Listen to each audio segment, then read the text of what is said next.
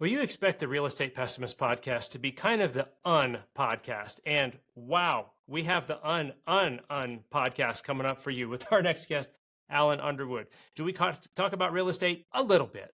Mostly we talk about the life, the good, the bad, and the truth about life and life as real estate investors and life as human beings. This man's story is incredible. It's inspiring. Seriously, do not want to miss this because I promise you have not heard this before. Join us on the Real Estate Pessimist podcast, where we tell the good, the bad, and the truth about real estate investing. Welcome to the Real Estate Pessimist podcast, where we talk about the good, the bad, and the truth about real estate investing.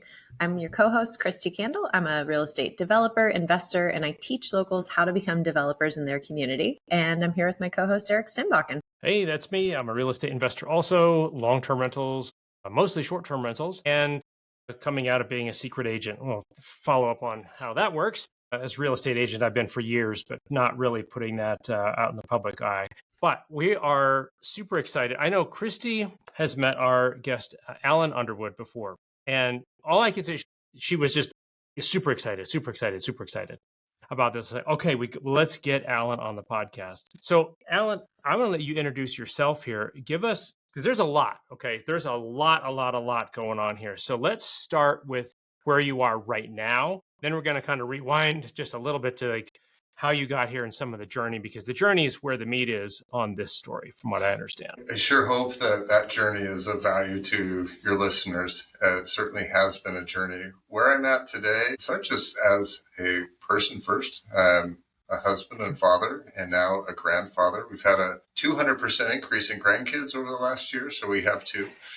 And that's been just super joyful. I have 8 kids, so we've had a full house, and my wife and I have known each other since the 3rd grade. We've been married for 26 years now, and you'd think that after 26 years you completely know someone, but I still find that we're discovering new things about each other every day, and that's enjoyable and fun. Professionally, I develop real estate in San Diego. We convert single-family homes into multifamily investment properties, leveraging the ADU legislation in San Diego. I'm also a pilot. I lead the Arizona wing of Angel Flight West, where we do free non-emergency flights for people in need of medical care far from home. That's all over the 13 Western states. We do 4,000 to 5,000 flights per year, absolutely free of charge. That's where my passion lies. There's probably a lot more we can dive into, but that's probably adequate food for thought for this one podcast. Awesome. All right. So, Christy, how did you even run across Alan? What's the story there? I think we actually started talking on LinkedIn. Yeah, I love connecting with interesting people. And so I'm very intentional, although not very consistent on LinkedIn. So it'll go in spurts, wrapped around whatever else life is handing me. And so I'll just reach out and say, hey, you look interesting, like we have a lot in common, would love to connect. That's led to some wonderful conversations, and one of those was with Christy. Outstanding. So you enjoy flying now. So I want to pause on that for just a second. How does that work? Do you is this for people with, because you said non-emergent. So I'm picturing you don't have a flight nurse and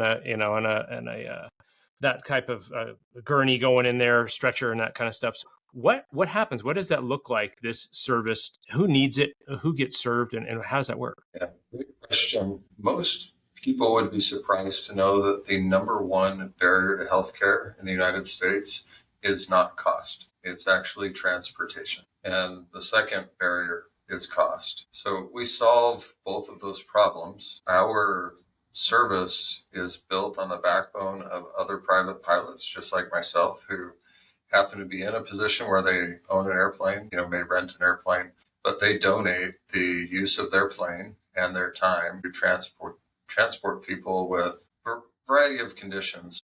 Our primary mission is non-emergency medical, and maybe 80% of those flights are people that are traveling for specialized cancer treatments. A great example of that, I'll use my friend Layla. Layla was in her 60s. She worked in the restaurant service industry, and she fell down at work. They thought maybe she was just tired, and they found out that she had a fairly well developed form of cancer. And because of the aggressive treatment that they needed to undergo. She wasn't able to work. She lost her house and ended up moving from Phoenix, where she lived and where she was getting her treatment, to Temecula, California. Well, that meant that Layla now had a 6 or 7 hour drive from Temecula to Phoenix every time that she needed treatment. Well, enter Angel Flight West. My flight with Layla from Phoenix to Temecula is about an hour and 15 minutes. So free of charge, as often as she needs it, we fly her back and forth between Temecula and Phoenix so she can get the care that she needs. And that affects so many other things: her ability to rest, stress levels, finances. Imagine the cost of driving back and forth. In fact, my very first flight was a young man named Bradley who 3 times a week, his mom was driving 5 hours each way to get him to the children's hospital where he was receiving cancer treatment. So emotionally, mentally, physically, financially, you can imagine the toll that these families take. And that's the problem that we solve. So our pilots annually donate about $10 million in like-kind donations for the use of their time in their airplanes. And we operate this charity on a budget of $2 to $2.5 million. So when I speak at real estate conventions, I will always speak about Angel Flight West. And my pitch is, this is the only investment that I can guarantee a 3 or 4x return on your investment from day one. And so it's the best deal at the convention.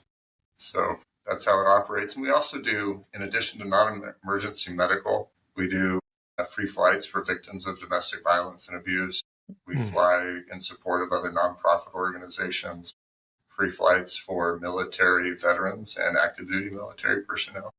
And then we have this really fun broad category, which is any other compelling human need. So pilots don't need an excuse to get in the airplane and fly. So if we can somehow get you in, we will figure out a reason to fly you. Awesome. So what area, before we get into the real estate part, what geographical area do you all serve? We serve the 13 western states. So any flight up to about 1,000 miles is right within our wheelhouse. And occasionally we have requests for flights that are longer than that. And then, we'll leverage the resources we can to help when we can. Very meaningful for me. I got a phone call from a friend and he said, "Hey, I just found out that a family member, if I'm remembering correctly, a 6-month-old child had developed a brain cancer. The only treatment option was in Boston, and they lived in Portland. And Obviously that's more than 1,000 miles. They couldn't fly commercially because of the health condition. And basically, without being able to travel, the child would lose his life. And through friends and connections that I have in the aviation industry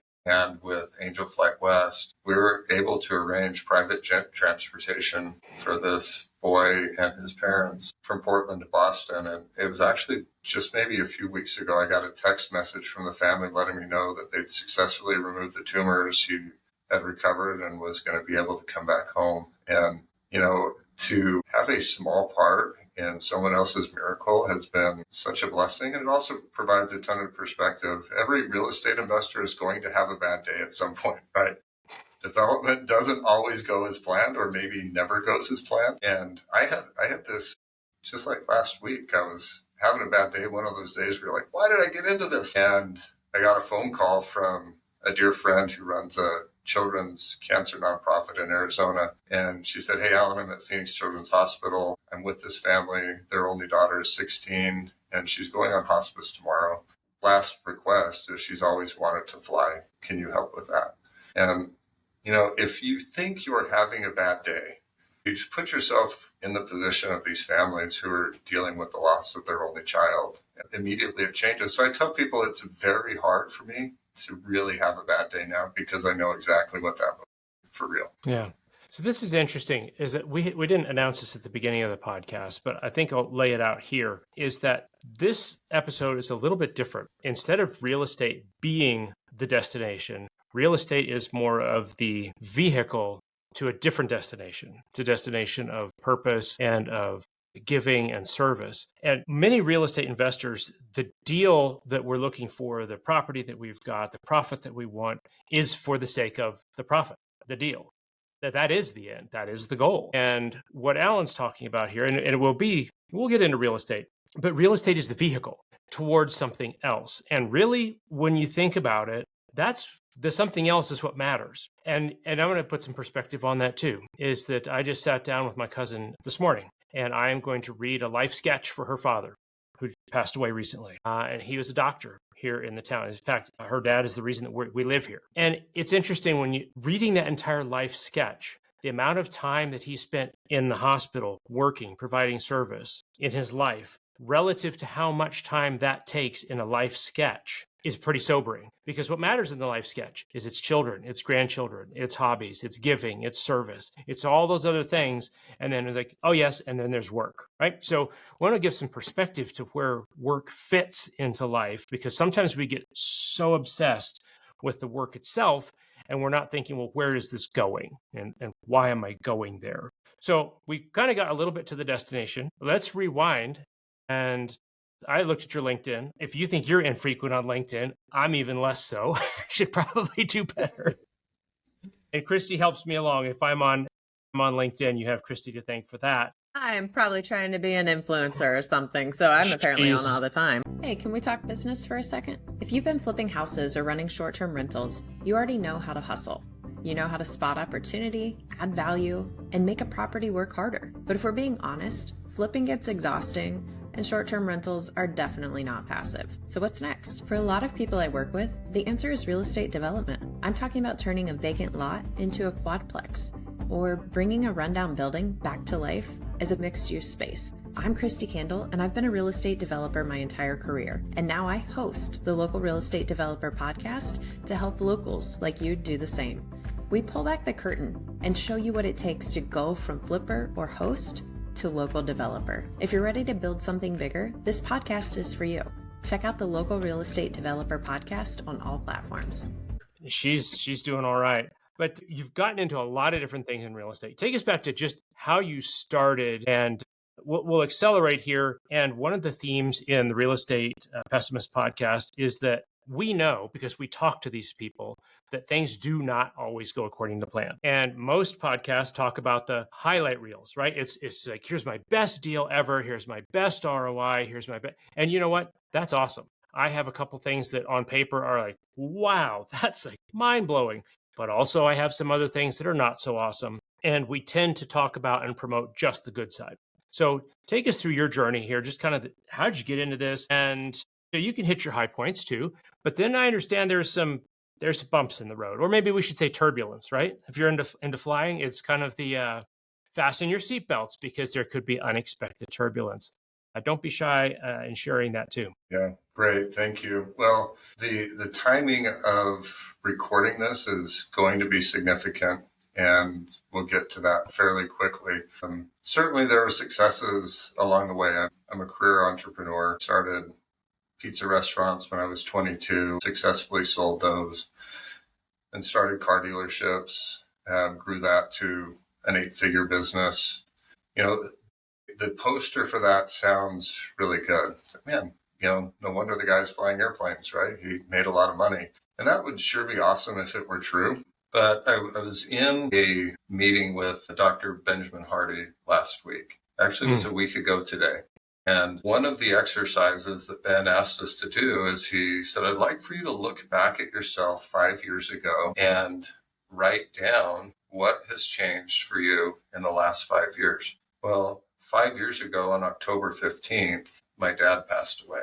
And so it was very easy for me to go back exactly 5 years ago. I knew right where I was, exactly what I was feeling, and exactly where I was at mentally, emotionally, physically, financially, spiritually. All of that was crystal clear. Part of where I was on October 15th, 2020 had a lot to do with what had happened the 2 previous years. So 2018, we found out that my mother-in-law had cancer, and we're told that she might have 2 weeks to live. Oh, wow. Obviously, a shocking discovery.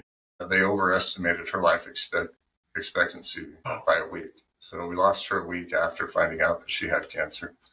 Wow. I don't know that it's really easy to put into words how big a shock that was. Not just for our family. My mother-in-law is my wife's best friend. They walked together every morning. They confided everything in each other. We lived a mile away. We literally were at their house or they were at our house every single day. A year after that, my father-in-law's cancer had returned and ruptured his carotid artery, and I found him bleeding to death on his kitchen floor. and called a family member who happened to be a paramedic and asked what I could do. Basically, what he said is, Dad's going to pass away. A couple different medications on the counter. If you fill up a syringe with those medications and give it to him, he'll ease his passing and he'll pass away fairly quickly. And so, not just in theory, in reality, I gave my father-in-law a lethal injection and watched him pass away in a pool of his own blood. Also not easy to describe the level of trauma that caused in me. Severe PTSD. It probably was the genesis of a lot of other things. Where those three deaths led me eventually was sitting in my truck and looking at my handgun and considering ending my life. And if you want to know what self-worth really means, my self-worth, my self-love was valued at about 27 cents on that day, because that's what the cost of a 9mm round was in 2020. And so it was pretty easy for me to answer Dr. Hardy's question of where were you 5 years ago. There has been so much that has happened in the last 5 years. I went from, a 8-figure business, traveling, secure financially, to really being a complete wreck, mentally, emotionally, physically. I decided to add financially on top of that when I made what I jokingly call the worst, best decision of my life. And I decided to sell that business. And your listeners will recognize how awesome I was at making decisions in that state of mind. But I literally went to a friend of mine who owned other car dealerships, and I said, "Hey, I'm getting out of the business. You're familiar with my store. We've been friends for a while. How much cash do you have on hand?" And he said, "Well, I've got about $100,000. I said, "I think that will be enough." And I gave him the keys to the dealership. I took the cash, and that was the end of the transaction. There was no paperwork. There's no further negotiation. And I essentially had gone from what many would think would be the pinnacle of entrepreneurial journey to rock bottom in a very short amount of time, and learned for myself what depression and anxiety really mean. And for, I don't even know how long, but for quite a while, that's the world that I lived in. It was hard to get out of bed. I was terrible at caring for myself or anyone else. And for the first time in my life, I understood what it meant to feel hopeless. That's where I was. If you'd like for me to pause here, we can do that, and then we can bring forward. The good news is I didn't pick up the gun and I didn't pull the trigger. And one of the questions that Ben Hardy asked is, what would the version of you 5 years ago ask or say to you today? And I said, well, the first thing was, I think he would just be glad that I'm still here. The first thing. So that's where I was 5 years ago. That's the backstory. So that's sobering stuff. That is like really sobering stuff. And I have never faced that kind of death in that way, but I have some experience with things. There's a reason that we're on the Real Estate Pessimist podcast, because I came in fully equipped with material. I didn't have to go too far. So on my Facebook feed 5 years ago right now, I was watching what looked like Armageddon come over us in smoke. We had 2 of our short-term rentals, which at that time represented probably about half our portfolio. Everything, internet was dead. We didn't know. Literally, this was probably 40 miles away, and it was dropping dried cinders in my driveway. Okay, so this is some serious fires here. And I'd pick one up and is this a piece of my house? Like literally, is this a piece of my investment right here? I'm watching this happen real time. It was surreal, right? You think it's like, well, that's just us. That all these things happen to other people, right? All these things happen to other illness and cancer and death and decisions that impact us in profound ways. But you dropped a little bit of a crumb trail there for us, or you dropped at least one clue. You said it was the best worst decision, or the worst best decision, and you got out of that business. And something turned around in that, and since then you have come with some purpose. And we know you're in business now doing some development, and everybody knows how easy it is to develop in California. So that's got to be cakewalk. So you definitely went for the easy stuff. What happened next? What happened next is, I think, could be the most important part. And it's because Napoleon Hill talks about having a compelling why, a burning reason. So the reason why I didn't pick up the gun as I was considering that, two words popped into my mind, and those two words were be there. And it made me pause just long enough to wonder, why am I having this thought? And I recognized in that moment that the reason why I was in that place was that I knew certainly that my dad, my father-in-law, and my mother-in-law were not going to be there for birthdays, anniversaries, Thanksgiving dinners, Christmas celebrations, and that hurt a lot. I also recognized that I was about to do the same thing to my family and pass along this hurt that I was feeling, and that was unacceptable to me. Now, those two words, if I were to show you the screensaver of my phone, that's the screensaver. I remind myself every single day why I'm here. It's the compelling reason I've just completed a 2-year health journey where I've reduced my body fat by over 20% from where I started, competed in my first on stage like bodybuilding competition, which is, a lot of torture. But the reason was I have a responsibility to be there for myself, for my wife, for my kids, for my grandkids, for my investors. And those two words drive everything that I do right now. And I think oftentimes that's how life works, is that the very thing that brings us completely to our knees is also the same thing that's going to help us to stand up and keep going. That certainly is true for me. So that was the first thing. Now, I wasn't healed in that moment. That took a lot of time. The really next step, and this is the connection to flying, is I wrote down on a note card that there were 3 miracles that I needed God to give me. And those 3 miracles were I needed to feel happy again, I needed to experience prosperity, and I needed to know that my life had purpose. There was some reason for me sticking around because I absolutely didn't want to. I recognize that people may have different faith practices. I pray daily. And at that time, I took that note card and I would pray about it multiple times a day. And I also felt completely powerless to do anything about any of those 3 things. I didn't know how to be happy. I didn't know how to prosper.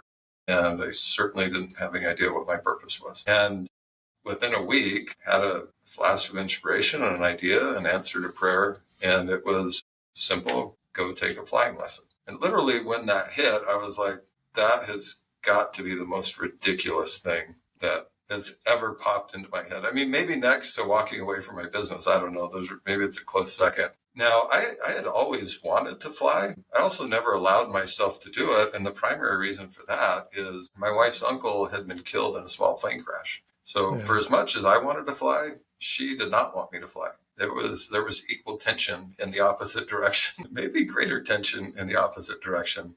And, so God sometimes will challenge you to do things that are scary. And one of those things was going to my wife and saying, hey, good news. You know how good I've been doing recently. I'd like to go fly an airplane. So imagine that pitch, like developing real estate in California, selling investments is very easy in comparison to what I was about to pitch. I went in, I said, hey, you know where I've been. Here's what I've been praying about. And I'm not asking you to say yes or no. I just would like for you to pray about it and let me know what you think. And she did. And she came back and she said, Alan, God's told me that he will hold your life in his hands. And I think that you should do it. The level of faith and courage that required of her is inspirational to me. And I'm so grateful. That is who she is, faith and courage defined. I didn't hesitate. I went right away. I was, as an entrepreneur, right? I want to solve the problem right now. If this is what I've been told to do, it's obviously the solution to all my problems. So I went and scheduled a flight, and I will never forget leaving the runway that first time.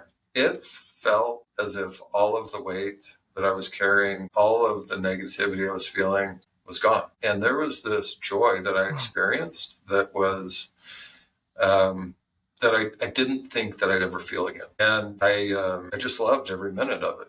And because I was at this point really good at making rational decisions, like the very next week I went out and bought an airplane. I couldn't even fly it, but I could sit in it in the airport and pretend that I was flying it. So, maybe there's some good visualization practice going on there. But I hired an instructor, and that first flight was in July. Octobers are special for me. I told you I lost my dad in October. I also, the year after that, got my private pilot's license in October. Oh.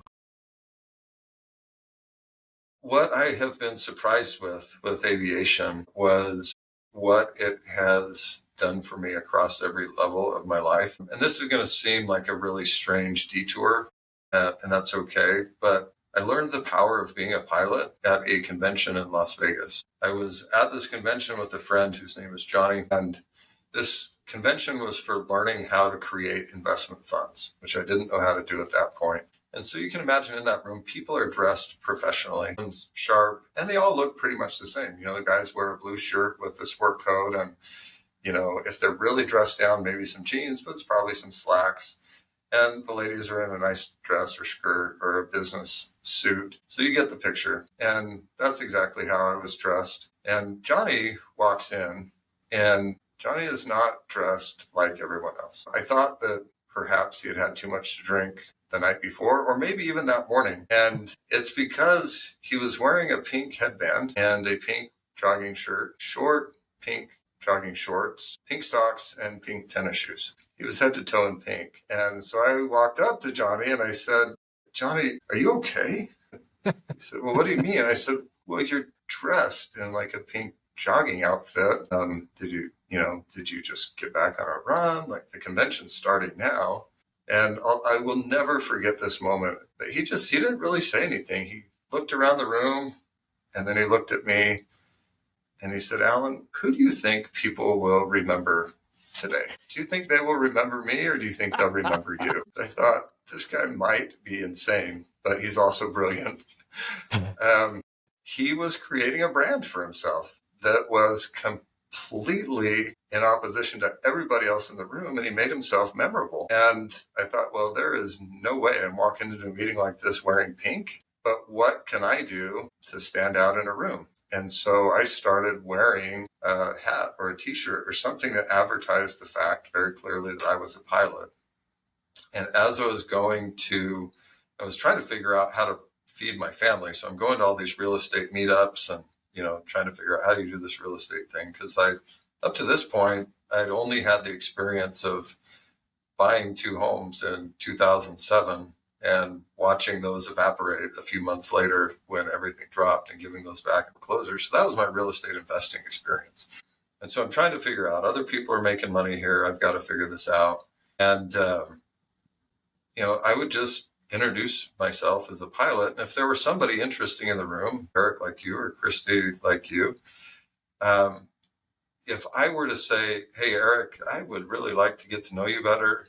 Could you carve out 4 or 5 hours for me on Saturday?" Your most likely response would be, "What?" That's a lot. Probably That's a lot of commitment. not. Here's my calendar link. We can do a Zoom call. But if I said, "Christy, I'm a pilot and I own an airplane, and I'm thinking about flying to Sedona for breakfast on Saturday morning. Would you be interested in doing that?" No one has ever said no. 4 to 5 hours for that experience. Yeah, no one has ever said no to that invitation. And what has happened, and in fact, I just did this yesterday. I had a guy that I met at a convention in North Carolina who lives in Pennsylvania, who came specifically to Phoenix so that I could take him to breakfast in Sedona. Crazy, There right? we go. That's a connecting flight, right? That's what you call that? Yeah, right. But here's why that's powerful. One of my favorite books is The Go-Giver. And I love the principle that if you just simply ask yourself, what can I give in this room? You can get anything else that you want. And so I offer anyone I meet at a convention or a meetup or anything else, this very same thing. I'll send a follow-up email. "Hey, I just want to thank you for the conversation that we had. I would love to continue that. I have a gift for you. I would love to take you flying. Let me know when you would like to do that. If you're going to be in Arizona, I'd love to do it if they're out of state." And that has led to so many wonderful conversations. It's led to several business partnerships. It's generated millions of dollars in investment. And, I never could have painted forward from that little note card the fact that take a flying lesson would lead to the beginning of me discovering how to be happy again, very directly to prosperity. But then also I discovered Angel Flight West, which gave me a very compelling purpose to give that gift to somebody who is in absolute desperate circumstances. And so, that very simple answer has become a very powerful thing in my life, and a gift that I love to give. One of those partnerships led directly into what we're doing in San Diego. And we now have 19 properties under development there that will have a finished value of about $50 million. And, so really for anybody, there are people right now who are exactly where I was 5 years ago. Maybe some people that are listening, or they will know somebody. And if what I can do is let them know that there is hope. You might feel hopeless right now, but you have no idea how good your life can be in a very short amount of time. And Christy, I don't even know if we talked about this, but because it's a very recent conversation, but I've started writing a book to provide a framework for how people can come back from there, how to discover your worth and learn how to love yourself, how to become very crystal clear on your identity, how to move towards that identity with feeling and purpose, and how to experience gratitude. And all of that can be done in 5 minutes in the morning, but those 5 minutes can absolutely change your life. So yeah, it has been a journey, and it's an interesting experience is that, well, I would never, ever want to repeat the experience of being where I was. I would also not trade that experience for anything else. It's become maybe the thing that I'm most grateful for in my life, which I would not have been able to say 5 years ago, maybe 4 years ago. Christy, are you going to be okay? Okay. So yeah, I've seen you taking notes, Eric. We can dive in on anything, but thank you for letting me share that. Well, and I want to jump in first. When you said you wouldn't want to go through that again, and that's what we had shared. The past 3 years, I have had some incredible gut punches across the board, and I wouldn't wish it on anyone else. But that's how we were talking, and all of those things that happened, that's what got me to self-love for the first time, and to be finally comfortable in my own skin to go, okay, I don't need to go do these external achievements to get to where I'm at. And I wouldn't have gotten there had I not gotten to that place. So I think when we do hit those struggles and those challenges in life, if we can just know that just keep swimming, because there really is something good on the other side. And I was talking to someone who just joined our development team for our Elevate stuff, and she was thinking about how the dots connected when she looks back to go, whoa, I think like all of this happened so I could meet you and be ready for this. And I was like, one of my favorite quotes is Steve Jobs saying, you can't connect the dots looking forward. You only can connect them looking back. And it's true. The past makes perfect sense after, and everything in between. And it's just knowing that if you know that, then sometimes it's fun to take a step back and just go, I'm going to enjoy this journey. I'm going to enjoy this process, the goods, the bads, and the ups and downs. And it takes time to get to that point, but it kind of puts it all in perspective. I love how you ended that, Christy. One of the most valuable lessons that I've learned through this experience is that every problem is a problem of perspective, right? Mm-hmm. I don't know all the details of what your challenges have been. You now know some of what mine have been. The reality is there's a lot of people across the world that would change places with us in a heartbeat. And my coach has challenged me recently, rather than waiting for these negative feelings to show up and feeling discouraged, to make a very short, like a note on your phone, things that will change your perspective. So like this phone call from Phoenix Children's Hospital and other similar experiences, so that as soon as I start feeling a little bit down, because it's going to happen, I don't ride the high wave all the time. Right? You can just open that up and go, you know what? I'm good. I'm in good shape right now, and I can keep pushing forward. The power of that is so real. My desktop screen, my phone notes app, there are multiple places where there are things that check me and put me in perspective very, very, very quickly. Yeah, that's a great tip. And I want to circle back to your note card here just a little bit, where you, as I recall, it was purpose, happiness, and prosperity. Why does it matter to write down your goals, your requests, your prayers, I want to get your perspective because from where I'm sitting right now, I can look over on a bulletin board and there are 2 3x5 cards that I scribbled down some goals on: personal, professional, spiritual goals. And I had lost them. That's how good I was at tracking stuff. I'm a little better now, but what happened is I wrote these things down and I totally lost them, which says a little bit of something about how my housekeeping skills were. But I found them later, and I don't really know. One of them was dated, one of them wasn't, but they're probably from 5 years previous. And I was really amazed. Now I'm not so much by this, but amazed that I had surpassed those goals. It's like, wow, how did that happen? What do you think there is about, say, being intentional, whether it's from a perspective of euphoria and you're like, this is great, I want to go do the next thing, right? Because that's relatively easy to do.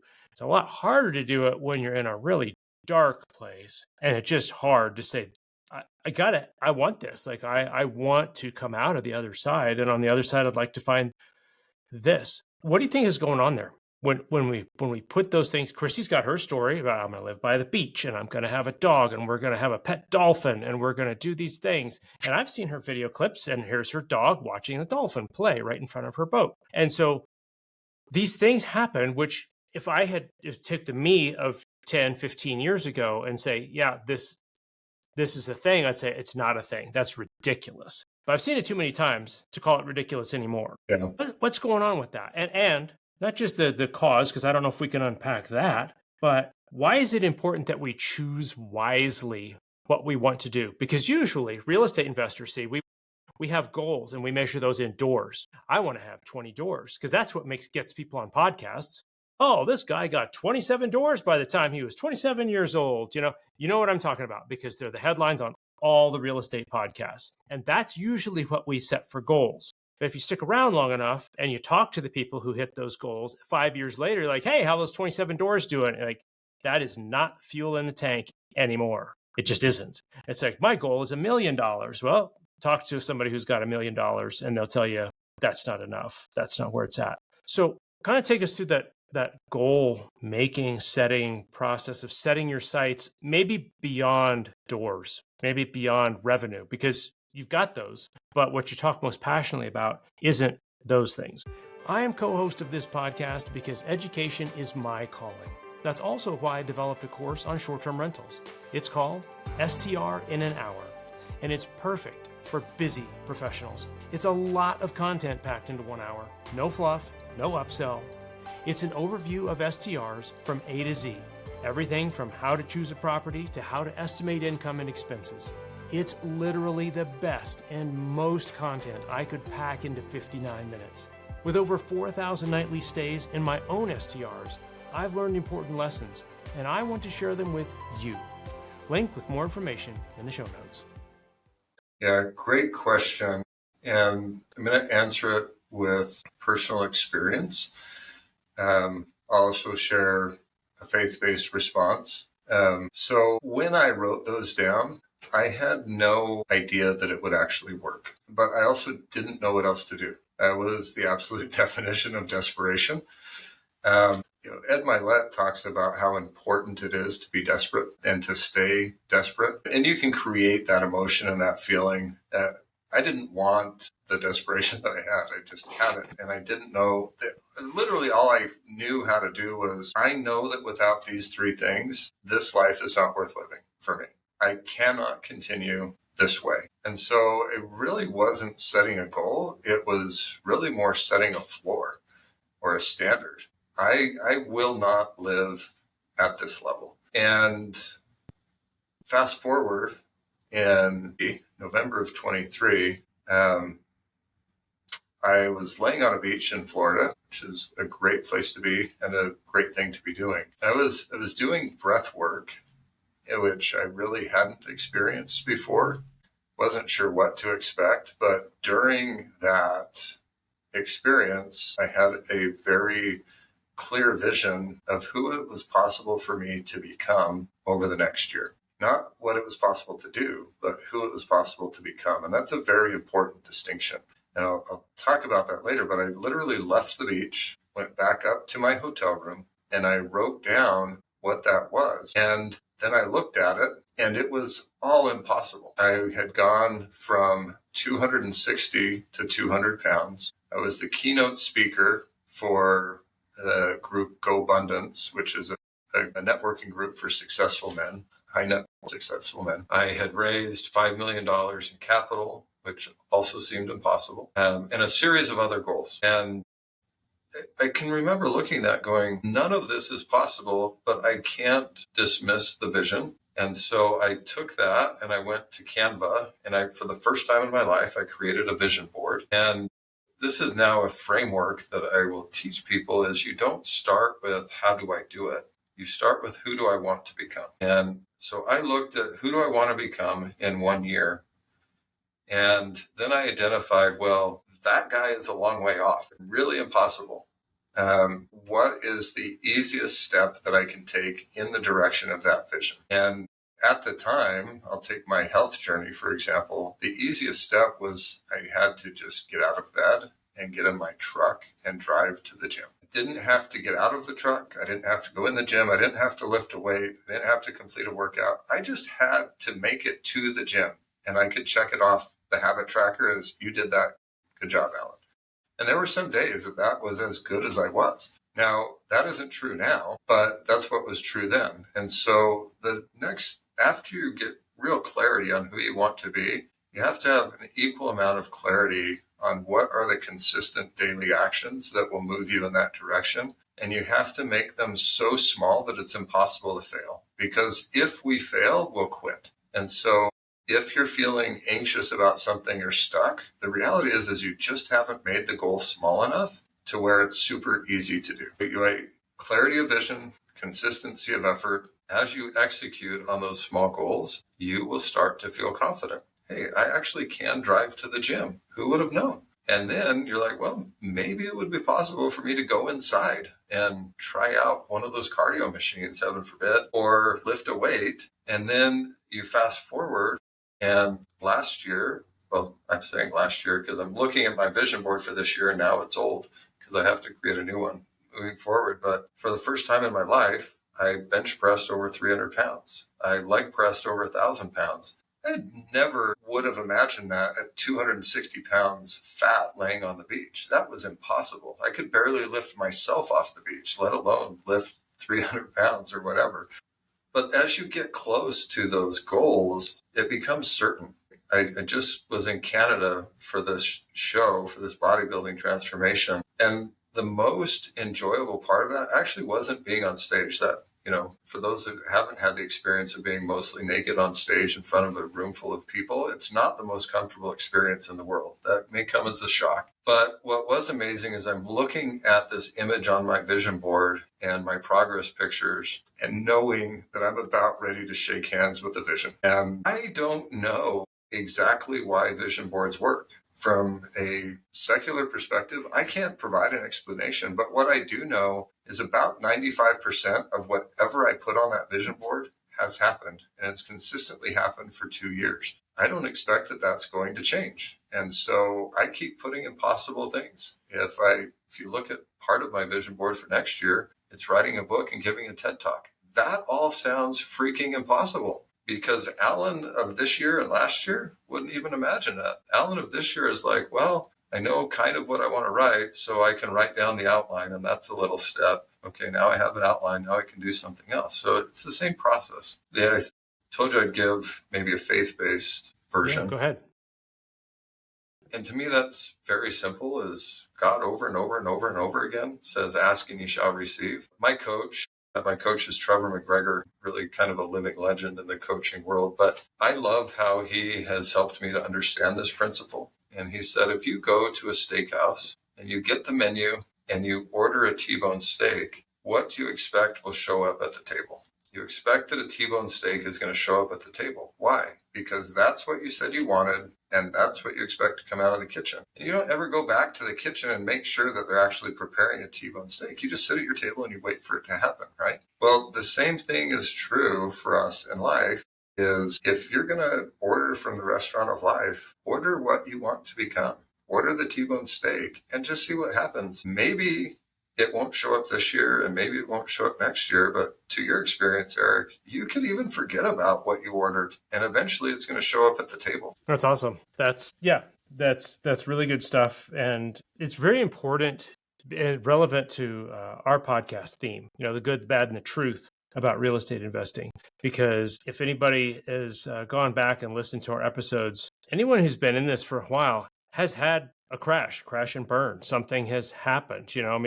Just everything from builder fraud to hurricanes to finding out that entire addition of a building was built on a row of bricks, not a foundation, just kind of sitting in the dirt. It's just, the thing that your insurance agent thought was $1,000 issue to insure over was $750,000 instead. It's like these things happen. They will happen to you. And I think keeping in mind the purpose of why we're doing what we're doing, for yours, be there. For other people's, we have different things. But if we don't think about those things and the stuff hits the fan, then we have nothing. We don't have anything because our identity was based in how many doors we had. And we do the silliest things to stretch that. My wife was in a conversation with someone and they were bragging about how many rooms they had. What? Like now we're going to rooms? Like, should I count how many doorknobs I've got? I mean, it's just like this gets silly and the reason that we go there is because that's where identity is, right? And what I hear in your story is that it's so important to have your identity outside of the doors, the revenue, these other things that happen. And it's very relevant. I know I can relate personally sorting through some things here. What's next? Christy and I have done an episode where we're like, I think this is next for us. And spoiler alert, if you haven't gone back and listened to that one, that was not what was next for us. But we were planning and like thinking, what are we going to do? What are we going to do? Instead of just sitting on our hands, we're doing what we can do. We're moving and things are moving. So is there anything you wanted to come back to that's like we kind of started down that road and we wanted to return to but haven't? Have we successfully kind of navigated this one little arc? There's so much I know that we haven't touched in the whole middle about this, and we won't have time to, but is there anything else relating to identity outside of work and having a why and pursuing a mindset that will bring us the T-bone steak? I think I'll just put a cherry on top of what you just talked about, and I'll use going back to something I learned from Ben Hardy last week. I loved what he said. He asked the question is, are you trying to look good or are you trying to be great? And I have thought over and over and over again about that one statement. And I think if we get down to showing up wearing this badge on our chest of I have 100 doors or 500 doors or now we're down to rooms and doorknobs. We're not really trying to be great. We're just trying to look good. We're trying to impress someone else. My grandfather's nickname, what all the grandkids called him, was Great. And he earned it, not because he had a bunch of doors or was necessarily super wealthy, but he showed up for t-ball games and he helped us build wooden swords and shields in his garage. He was there. He personified being there. And that was true up until the day that he died. I was with him as they were wheeling him back into his room at the hospital. He had fallen and broken a hip, and that led to all kinds of problems. And there's maybe a lot of things that you could be thinking of then, but I was the only one with him. And the only question that he had is he said, "Where's Trish, my grandma?" I said, "She's home. She's okay." He goes, "Okay." And then he could relax. He wasn't worried about the discomfort he was in or the fact that his organs were failing. He was worried about being there for his wife. For me, everyone has to find their own why. That is what drives me. But if you don't have a purpose bigger than yourself, at some point, you're going to end up. I was where I was in that truck, specifically because I didn't have a purpose that was bigger than it was. Oh man, how many cars can I sell? How many dealerships can I build? How many oil changes can we do? Whatever the KPI was, I was chasing something that really could never satisfy me because there was always a number bigger. Yep. But having something that motivates you through any up and down, I am so, so grateful to have learned that lesson. I sure hope that for your listeners and for others, they don't have to go through what I did to learn it, but they probably will. I think that some of the greatest life lessons are found when we hit rock bottom, because that's every really good foundation is built on bedrock. And when you hit rock bottom, that's where you build from, bedrock. That's awesome. Well, I think that is an excellent place to leave it right there, because that is the cherry on top. Thank you for delivering that, for sharing, for being candid and honest about this, because we set out to have this podcast be the anti-podcast, not because we don't like podcasts, but you know what I mean? It's just we wanted to provide a different dimension on things that we just didn't see talked about enough. So thank you for coming on and doing that. We are going to put links in the show notes, and that is thanks to Christy and her team. She handles this stuff. It's awesome. So where people can find out more about what you're doing right now, what you're raising for in real estate, or some of your flying information, you can look him up on LinkedIn. He's got a great profile. It's a little, I won't say disorienting, but you got a lot going on. So you got to read through there and find out, all right, there is a lot happening in this man's life, and that is awesome. Thank you so much for being our guest on the Real Estate Pessimist podcast. Christy, you want to take us out? Yeah. If you guys found any value at all in this, which I certainly did, Absolutely. if you could like or subscribe, we're on all the channels with YouTube, Spotify, and Apple. We're here to be a resource and to have awesome guests like Alan on who can maybe give us a little perspective and get us out of the weeds of what we're lost in. So this is the Real Estate Pessimist, the good, the bad, and the truth about real estate investing and life.